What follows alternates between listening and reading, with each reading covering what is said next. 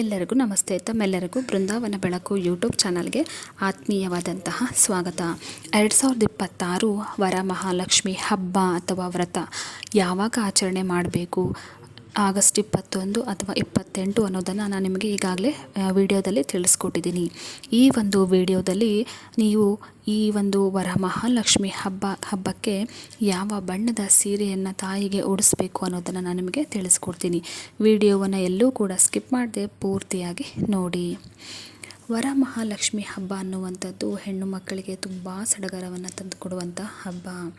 ಈ ಒಂದು ಹಬ್ಬದಲ್ಲಿ ತಾಯಿಯನ್ನು ಅಲಂಕರಿಸಿ ಆಕೆಯನ್ನು ನೋಡುವುದೇ ಚಂದ.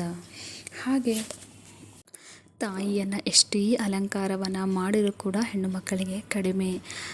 ಇತ್ತೀಚಿನ ದಿನಗಳಲ್ಲಿ ಇವರ ಮಹಾಲಕ್ಷ್ಮಿ ಹಬ್ಬದಲ್ಲಿ ಹೆಣ್ಣು ಮಕ್ಕಳು ತುಂಬಾ ಸಡಗರದಿಂದ ಹಬ್ಬವನ್ನು ಆಚರಣೆ ಮಾಡ್ತಾ ಇದ್ದಾರೆ. ಕೆಲವರು ಬ್ಲೌಸ್ ಪೀಸ್ಗಳನ್ನು ಇಟ್ಟು ಪೂಜೆ ಮಾಡಿದ್ರೆ, ಇನ್ನೂ ಕೆಲವರು ಸೀರೆಯನ್ನು ಉಡಿಸಿ ತಾಯಿಯನ್ನು ಪೂಜಿಸ್ತಾರೆ.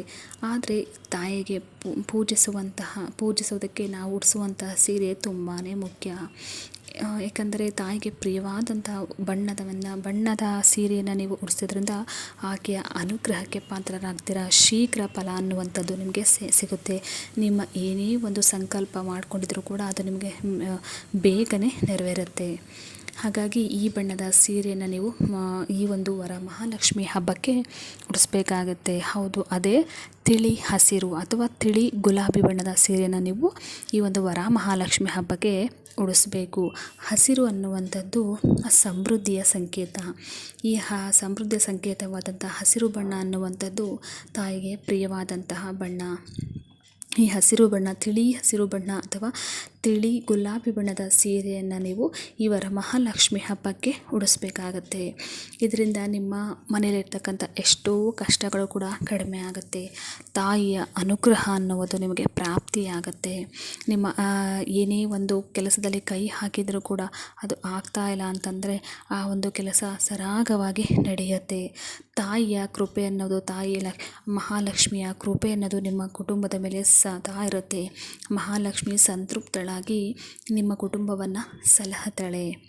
ಹಾಗೆ ಈ ಒಂದು ವರಮಹಾಲಕ್ಷ್ಮಿ ಹಬ್ಬವನ್ನು ಅತಿಯಾದ ಭಕ್ತಿ, ಪ್ರೀತಿ, ಮೈಲಿಗೆಯಿಂದ ಆಚರಣೆ ಮಾಡೋದ್ರಿಂದ ನಿಮ್ಮ ಏನೇ ಒಂದು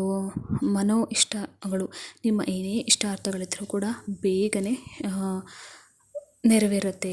ವರವನ್ನು ಕೊಡುವವಳೇ ವರಮಹಾಲಕ್ಷ್ಮಿ. ಹಾಗಾಗಿ ಯಾರೂ ಕೂಡ ಈ ಒಂದು ಹಬ್ಬವನ್ನು ತಪ್ಪಿಸದೆ ಎಲ್ಲರೂ ಕೂಡ ತಮ್ಮ ಕೈಲಾದಷ್ಟು ಮಟ್ಟಿಗೆ ತಮ್ಮ ಶಕ್ತಿ ಅನುಸಾರ ಈ ಒಂದು ವರಮಹಾಲಕ್ಷ್ಮಿ ಹಬ್ಬವನ್ನು ಆಚರಣೆ ಮಾಡಿ ಅಂತ ಹೇಳ್ತಾ, ಈ ಒಂದು ಮಾಹಿತಿ ನಿಮಗೆ ಇಷ್ಟ ಆಗಿದ್ದರೆ ನನ್ನ ವಿಡಿಯೋಗೆ ಲೈಕ್ ಮಾಡಿ, ಶೇರ್ ಮಾಡಿ. ಧನ್ಯವಾದಗಳು.